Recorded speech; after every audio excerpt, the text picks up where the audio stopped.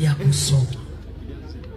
Elimu kwa mtu yoyote katika dunia ya leo ni muhimu. Every person today, irrespective of your profession, irrespective of what you want to do in life, requires an education for you to succeed. Those who are talented in athletics, those who want to be professionals, medical doctors, teachers, farmers, political leaders, whatever you want to do, business people, everyone requires. That is a video of the current Deputy President of the Republic of Kenya, who was just sworn in almost a month ago, slightly above more than a month ago. And the moment he starts making a speech in Kalenjin land, not in Kikuyu land, not in Kisii land, not in Luo land, in Kalenjin land. And then the public starts walking away. After all other leaders have spoken, the time for the guest of honor to speak, that is the Deputy President of the Republic of Kenya, kithure Kindiki, the people walk out and leave Kindiki with his speech as he talks to himself. Ladies and gentlemen, that is going to form the basis of this analysis here today. But before I take you through, kindly, if this is the first time you're watching our videos, please make sure that you subscribe, like, and comment, because that is the best support you can always give this channel. Now, Kithure Kindiki is experiencing simply what other leaders experience in Mount Kenya. Anybody who is with William Ruto is now facing rejection all over the country. Now, as we speak today, Kithure Kindiki, let me tell you slightly some mistake he did. He got excited to become a deputy president. He's not elected the way the constitution requires. And now, to make matters more worse, he got into power as a result of an impeachment of another. Now, apart from just being impeached, apart from just the act of impeachment that makes Kithure Kindiki not look a legitimate leader in front of Kenyans, also, despite coming in, there's nothing that has changed. If it is the pain that Kenyans have been experiencing on the cost of living, it's there. If it's the lies that have been seen from the government, it's there. They're there. If it is the issue to do with the cost of living and many other things, they are still happening. So therefore, Kithure Kindiki is just a victim of the bad leadership or governance that we're experiencing from William Ruto.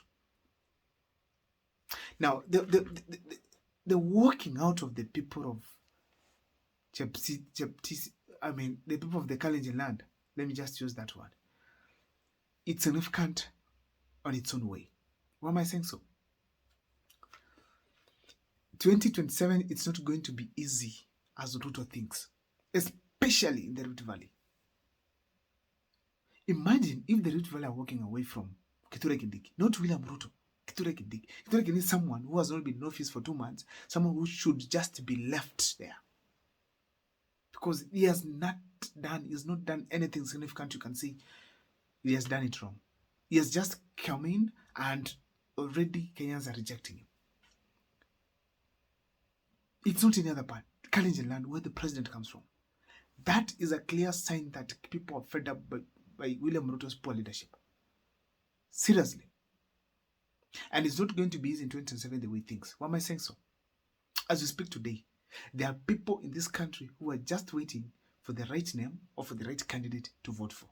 And most likely the decision has been made. And most likely the decision has been made, it is not William Ruto. So that means in 2027 it's not going to be a walk in the park. William Ruto must go back to the Kalenjin land and campaign like he never did before. Because one thing you have to address this, from the protest that we had in 2024 June, youths are against William Ruto. And I'm sure those youths are not going to vote for William Ruto. If they vote, not even 50%. So the candidate that will come in place of William Ruto, and most likely it's going to be like 2002, where Uhuru Kenyatta was supported by Moi, the incumbent, and then people voted for Kibaki, a better option. That is exactly going to happen. Raila Amolo Odinga supporting William Ruto. People will opt for another candidate for a change. And William Ruto has to get worried. Another thing I learned from this working out is this. Kenyans have made a decision that they no longer want tourists. They want development projects right on the ground. They want money in their pockets. They don't want tokenism. There's some silence that is rocking the country, and William Ruto must watch clearly. Recently, we had a rejection of some leaders in the Mountain region. Now it is Kithure Kindiki being walked out of by the people of the Kalenjin area. People who should have welcomed him. Imagine we had so many leaders, including Oscar Sudi there. Kipchumba Murkomen was there. We had people like Governor. We had the peer of the president. Farouk Kibet was present. The Biwott of nowadays. That is a very clear indication that if we are not careful, or William Ruto is not careful, he's going home very early in the morning, and perhaps you not even get 2 million votes in this country. Why am I saying so? Because Kenyans are fed up with the style of leadership that he portrays. And most likely, as things are going, William Ruto is not changing in terms of the way he does things. People say, if you're bringing money to church, bring money in now. Good way. Let us know the source of the money. William Ruto says, I have to give whether you like it or not. People are saying that we want health being streamlined in the country. William Ruto said it will be passed whether you like it or not. Yesterday, we saw in the news, the people of Malindi are suffering. King Fahad, people are not getting treated. People are turned away from hospitals simply because SHA cannot process for payments. Cannot be processed. The system is not working. That is not the life that you want for the people of Kenya.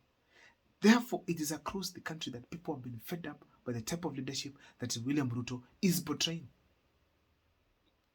I recently listened to a gentleman telling me that even William Ruto's home has been rejected. I thought it's a joke. But with what is happening right now, they are not talking, but they're acting.